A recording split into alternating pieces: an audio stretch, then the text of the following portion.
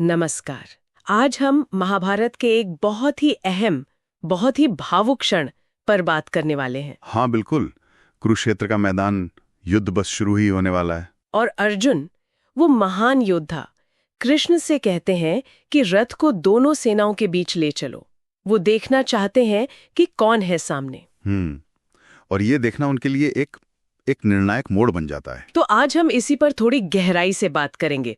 हमारे पास अर्जुन के मोह और विषाद से जुड़े कुछ श्लोक हैं जो इस पूरी स्थिति को, अर्जुन की मनोदशा को दिखाते हैं। जी, तो समझने की कोशिश करते हैं कि अर्जुन ने क्या देखा और उसका असर क्या हुआ उन पर। तो जैसे ही रथ बीच में पहुंचता है, अर्जुन क्या देखते हैं? वो देखते हैं अपने ही लोगों को, कोई अजनबी दुश्मन नहीं। हाँ, मतलब पितामह भीष्म, गुरु द्रोण, उनके मामा, भाई, बेटे, पोते, दोस्त, ससुर सब वहीं थे, दोनों तरफ। ये तो कल्पना करना भी मुश्किल है। ये सिर्फ सेना नहीं, ये तो उनका अपना कुनबा था। बिल्कुल, और यहीं से वो मोह और विषाद शुरू होता है। यहाँ स्वजन शब्द इस्तेमाल हुआ है, मतलब अपने लोग। अच्छा, स्वजन। हाँ, ये शब्द ही उनके अंदर के द्वंद्व को दिखाता है कि ये मेरे अपने हैं, ये कोई पराये लोग नहीं जिनसे मैं लड़ने आया हूं।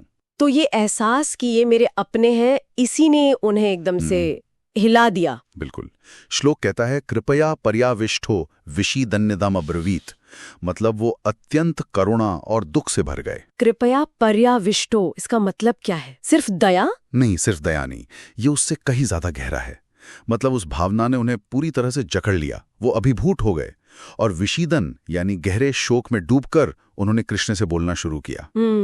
ये वो पल है जहां कर्तव्य और भावनाएं आमने सामने आ जाती हैं, है ना? एग्जैक्टली। एक तरफ क्षत्रिय का धर्म है युद्ध करना, दूसरी तरफ अपने ही प्रियजन है। ये टकराव ही उनके विषाद का मूल कारण है। और ये सिर्फ मन में नहीं था, उनके शरीर पर भी इसका असर दिखने लगा था। हाँ, बहुत साफ तौर पर अर्जुन खुद बताते हैं ये। वो कहते हैं, सीदंती मम गात्राणी, मेरे अंग शिथिल हो रहे हैं, ढीले पड़ रहे हैं। सोचिए, एक योद्धा के अंग शिथिल हो रहे हैं युद्ध से पहले। और सिर्फ इतना ही नहीं, मुखम च परिशुष्यति, मेरा मुंह सूख रहा है।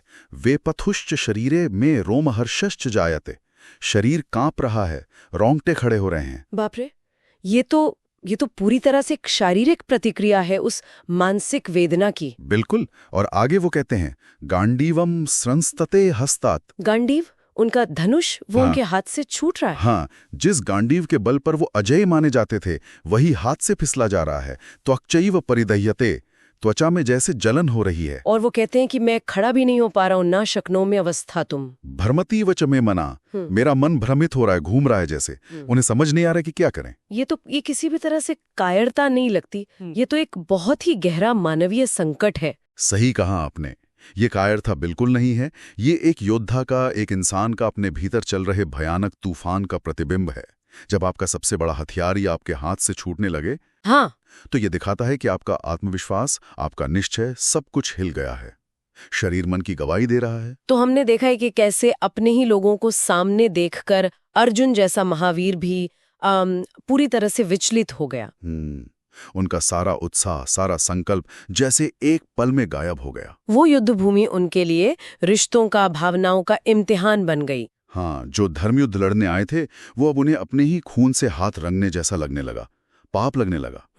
और अर्जुन का ये जो विषाद है, ये एक बहुत बड़ा सवाल खड़ा करता है, जो शायद आज भी उतना ही जरूरी है। क्या सवाल? यही कि जब हमारा सामाजिक कर्तव्य, हमारा राष्ट्रीय कर्तव्य, हमारे व्यक्तिगत रिश्तों, हमारी भावनाओं के सामने आ जाए, तो इंसान क्या करे? हाँ, ये तो है, कर्तव्य और स्नेह के बीच चुनना। ये कितना मुश्किल होता है। जब ऐसे भयानक विकल्प सामने हों, तो हमारे फैसले कैसे होते हैं? कर्तव्य, मोह, मानवीय संबंध, इन सब का क्या रोल होता है? ये सच में सोचने वाली बात है। महाभारत शायद इसीलिए सिर्फ एक युद्ध की कहानी नहीं है। बिल्कुल, ये मानवीय भावनाओं, नैतिक दुविधाओं का एक आईना है। और इस पर विचार करना शायद हमें अपने जीवन के संघर्षों को समझने में भी मदद कर सकता है। हाँ बिल्कुल, ये सोचना जरूरी है।